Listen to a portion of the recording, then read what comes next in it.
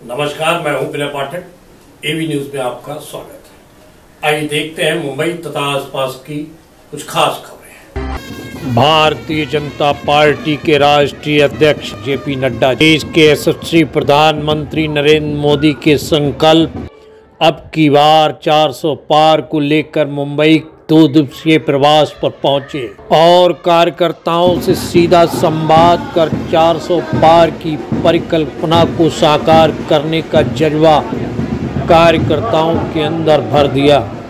अपने 2 दिवसीय प्रवास में जहां मुंबई की 6 सीटों के लिए मंथन किया, वहीं अलग अलग कार्यक्रमों में भाग लेकर कार्यकर्ताओं, पदाधिकारी, नेताओं से व्यक्तिगत संवाद कर उनमें ऊर्जा का संचार कर गए राष्ट्रीय अध्यक्ष जेपी नड्डा जी। मुंबई भारतीय जनता पार्टी के पदाधिकारी कार्यकर्ता अपने राष्ट्रीय अध्यक्ष के अपने बीच मौजूदगी और संवाद को लेकर काफी उत्साहित हैं, बजोश से लवरेज हैं। हर भारतीय जनता पार्टी का कार्यकर्ताओं के अंदर 400 पार को लेकर जोश और जुनून, पार्टी के लिए कुछ कर गुजरने की तमन्ना नजर आ रही है।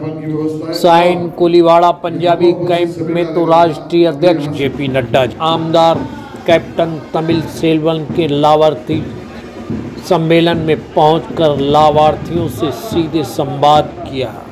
मित्रों, देश के अंदर आजादी के पश्चात लंबे समय तक कांग्रेस पार्टी ने राज किया और उन्होंने लंबे समय तक गरीबों के बारे में चर्चा की, लेकिन यथार्थ में जो होना था वो नहीं हुआ।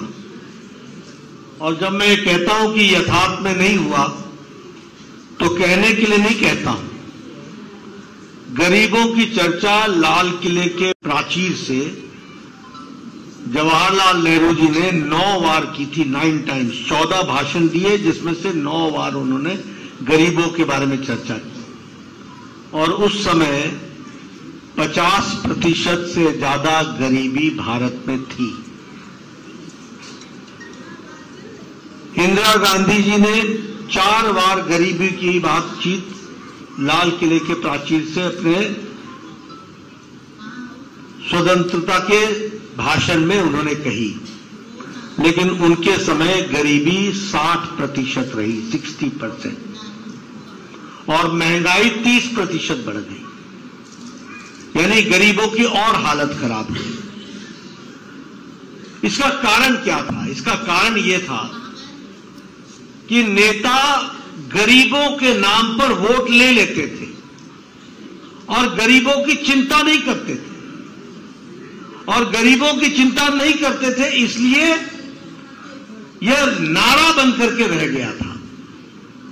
और मैं एक बात और कहना चाहूंगा कि ड्राइंग रूम में बैठ करके, कॉन्फ्रेंस रूम में बैठ करके योजना बनाते थे, लेकिन वह योजना धरती पर कैसे पहुंचे इसकी उनको चिंता नहीं थी। इसलिए गरीब गरीब रहा, गरीबी हटाओ का नारा चलता रहा, गरीबी गई नहीं, गरीब भी रहा, गरीब हटाओ का नारा भी रहा और गरीबी भी रही। यह हमने कांग्रेस के समय में देखा है और इस पर उनकी राजनीति चलती रही।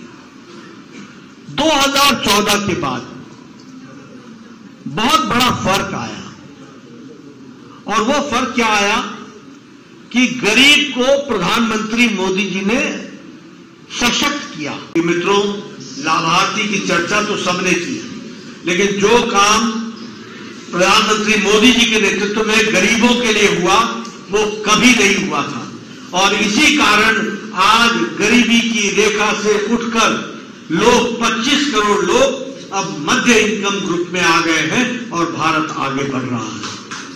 मित्रों, आप सब लोग जानते हैं कि किस तरीके से गरीबों की सेवा पिछले 10 वर्षों में मोदी जी ने की है। कांग्रेस पार्टी ने सिवाय भाषण देने के और सिवाय लोगों को गुमराह करने के और सिवाय भ्रष्टाचार करने के और कुछ नहीं किया है। मैं ठीक बोल रहा हूं कि नहीं बोल रहा हूं? भ्रष्टाचार किया कि नहीं किया? बोलो। राहुल गांधी बेल पर है कि नहीं है? सोनिया गांधी बेल पर है कि नहीं है? लालू यादव बेल पर है कि नहीं हेमंत सोरेन जेल में है कि नहीं है? मनीष सिसोदिया जेल में है कि नहीं है? केजरीवाल को ईडी का नोटिस है कि नहीं है? आप बताइए कौन नेता, ममता के सरकार के मंत्री जेल में है कि नहीं है? इन सब लोगों ने भ्रष्टाचार किया, या तो जेल में है या बेल पर है। ये सिर्फ भारतीय जनता पार्टी है जो साफ सुथरे तरीके से देश को, गरीब को आगे बढ़ाने का काम और गरीबी समाप्त करने का काम तेज गति से कर रही है, और इसके साथ साथ विकसित भारत को एक लक्ष्य के रूप में लेने का काम उन्होंने किया। सर जी, क्या कहेंगे, जिस तरह से जेपी नड्डा जी आए, कार्यकर्ताओं में एक जान फूंक के गए, कैसा लग रहा है? नहीं, हर कार्यकर्ता भारतीय जनता पार्टी का उत्साहित है और अब की बार मोदी जी के मूल सिद्धांतों पे चलने के लिए पूरा तत्पर है और पूरी समय कार्यकर्ता जो है अपनी ताकत झोंक दिया। 400 पार, एक बार फिर मोदी सरकार। और हम लोग कार्यकारिणी में थे, राष्ट्रीय कार्यकारिणी में भी थे, और यहाँ पे भारतीय जनता पार्टी मुंबई की कार्यकारिणी में थे, उसके बाद जिला की भी कार्यकारिणी में। आज हम सभी लोगों को सौभाग्य इस विधानसभा में भी मिला है, तो कई बार उनका मार्गदर्शन मिला है।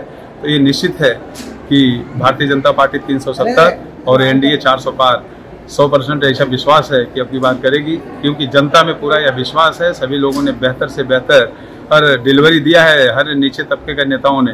तो इसलिए पूरे विश्वास के साथ मैं कहता हूं कि आशीष जी के नेतृत्व में 6 के 6 सीट हम मुंबई में जीतेंगे। क्या कहेंगे गुप्ता जी, आपके राष्ट्रीय अध्यक्ष आए और किस तरह का दिशा निर्देश आपको प्राप्त हुआ और किस तरह की ऊर्जा महसूस कर रहे हैं? मैं तो बड़े गौरव के साथ कह रहा हूँ कि आज हमारा सौभाग्य है कि हमारे राष्ट्रीय अध्यक्ष माननीय श्री जेपी नड्डा जी जो हमारे विधानसभा में आए, हमारे यहाँ के जो लाभार्थी हैं जिन्होंने मोदी जी के हर योजना का लाभ लिया है, ऐसे लोगों को संबोधित किया और उनसे संवाद किया, उनकी राय जानी, उन्होंने क्या क्या किस माध्यम से उनको फ़ायदा हुआ, उन्होंने सबसे संवाद करके लिया।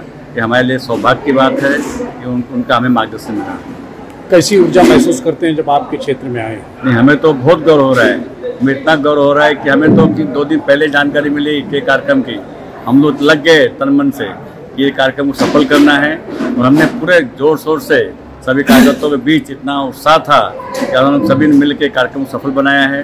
उसमें हमारे आमदार की बड़ी भूमिका है, उन्होंने कम समय में अच्छा नियोजन किया, पूरी टीम के साथ थी।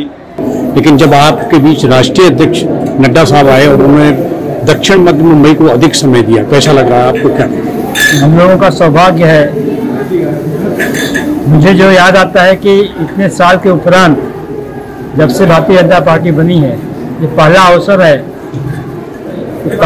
है कि राष्ट्रीय अध्यक्ष लगातार 2 दिन हमारे दक्षिण मध्य मुंबई जिला के कार्यकर्ताओं के बीच में रहकर हम सबको मार्गदर्शन कर रहे हैं, और पार्टी के काम को, पक्ष के काम को लोगों तक कैसे पहुंचाया जाए, सरकार की योजनाओं को कैसे लोगों तक पहुंचाया जाए, कैसे लोगों के साथ संपर्क करके संवाद स्थापित किया जाए और घर घर तक भारतीय जनता पार्टी पहुंच सके, उसका काम पहुंच सके और लोग भारतीय जनता पार्टी के साथ सीधे सीधे जुड़ें, जिससे आने वाले भविष्य में भारतीय जनता पार्टी 400 के पास जाए।